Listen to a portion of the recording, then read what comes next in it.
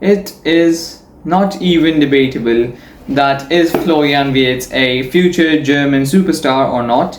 He is already a superstar, but him getting nominated for the Ballon d'Or got so many people shouting like he didn't even win the league this season. He didn't even win any trophies. You could say the Super Cup is a trophy, but it's counted mostly in the last season, so that would be a 23-24 season trophy, not in the 24-25 season. And in the competitions, his performances were good, but not enough to make Borussia Dortmund, champion-worthy team. All right. So, first and foremost, the most important factor when judging a player is his stats. 20 goals and 18 assists in 54 matches. These are amazing stats. 38 GA in 54 matches, and in the Bundesliga he had 0.38 goals per 90 and 0.46 assists per 90 and 0.85 GA per 90. These are good, and they mean that he averaged a goal contribution every match he played. Almost average one. Alright. He scored a total of 10 goals in the league, and he had an XG, season-long XG of 11.1, which means that he underperformed a little bit, and he scored a goal every 236 minutes he played. Out of his attempted 50 shots, 35 were on target, and he scored a goal every 5 shots he took. His season-long XA was 10.33, which he overperformed because he registered 12 assists in the league, and he completed 1,222 out of his attempted 1,487 passes, which gives him a passing accuracy of 82.18. He created 51 chances, whipped in 91 crosses, and registered an assist every 196 minutes he played. He completed 78 out of his attempted 152 dribbles and won 147 out of 342 ground duels he was involved in. So, you just got to know about the stats of Florian Wirtz in the league and in all competitions as well. These just give you an idea that he is also a player who will be there scoring the goals when he gets the opportunity, and also a player very technical who will be creating those chances. That is reminiscent because of his 20 goals and 18 assists. These are very good all-round stats, and as Florian Wirtz is a cam, these are one of the best cam stats this season, except you might say Rafinha also played as a cam this season, so he had much better stats, but Rafinha was more of an attacking cam, and the players up top that Rafinha had were much better than the ones that Florian Wirtz had. And another reason might be coaching. Maybe Xabi Alonso has a more passing style, build up play. He prefers that a little more than playing really direct football, like spamming in the crosses and just spamming the through balls, because that was the tactics under Carlo Ancelotti. But now Florian Wirtz last season under Xabi Alonso was more of a technical dribbler, a creative passer, and one who was not afraid to take shots from outside the box and score penalties as well for Bayer Leverkusen. Now this just shows that he is an absolutely complete cam. But are these stats enough to justify his Ballon d'Or nomination? Some of you might say no. Well, what am I here for then? So next I will list out his key performances throughout the season. A brace versus Feyenoord in the Champions League. Versus Wolfsburg, a goal, 10 dribbles and 12 duels won.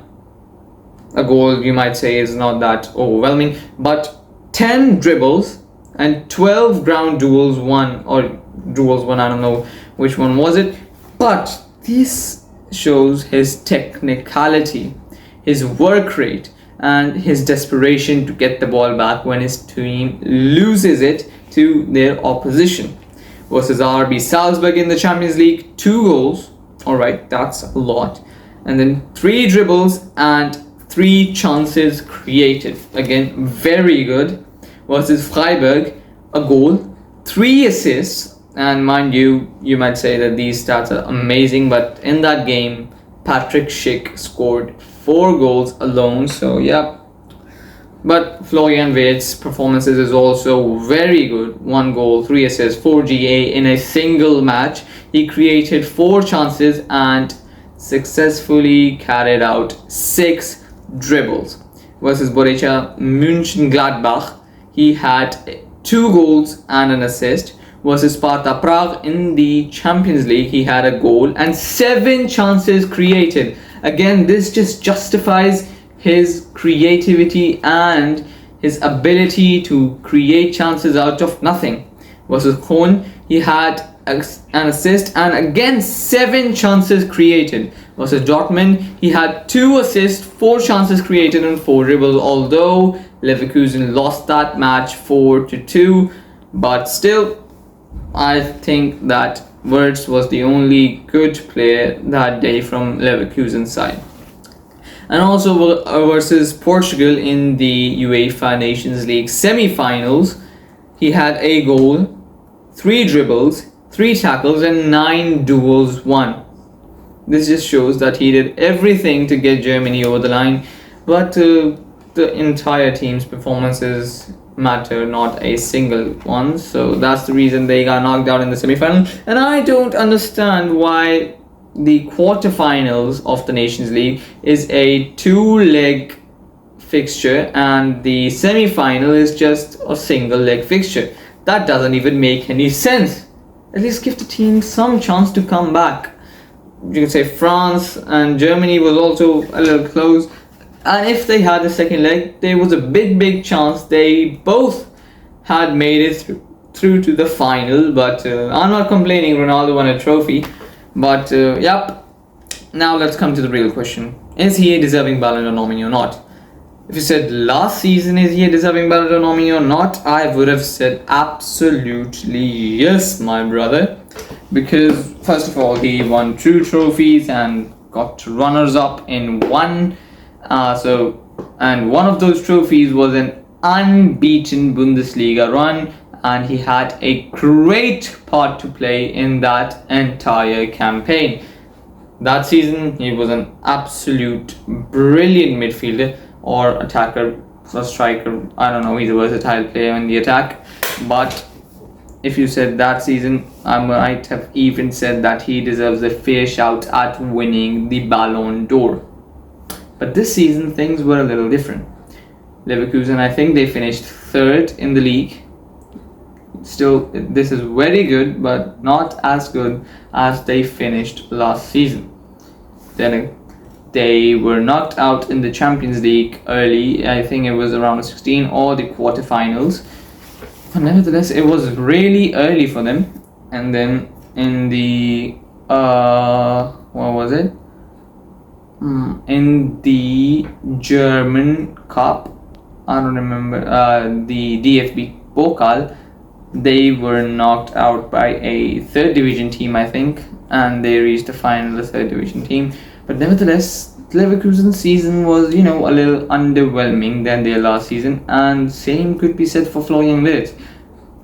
Hear me out, the individual performances were there, but, people stand a chance at winning that award when they are winning something with their club or with their country. Florian Wirtz gave it his all, but unfortunately it wasn't enough. So, coming to the conclusion, I would say that he obviously doesn't deserve to win the Ballon d'Or, but he might not even get into the top 20 because his nomination is, kind of the forgettable ones of the lot.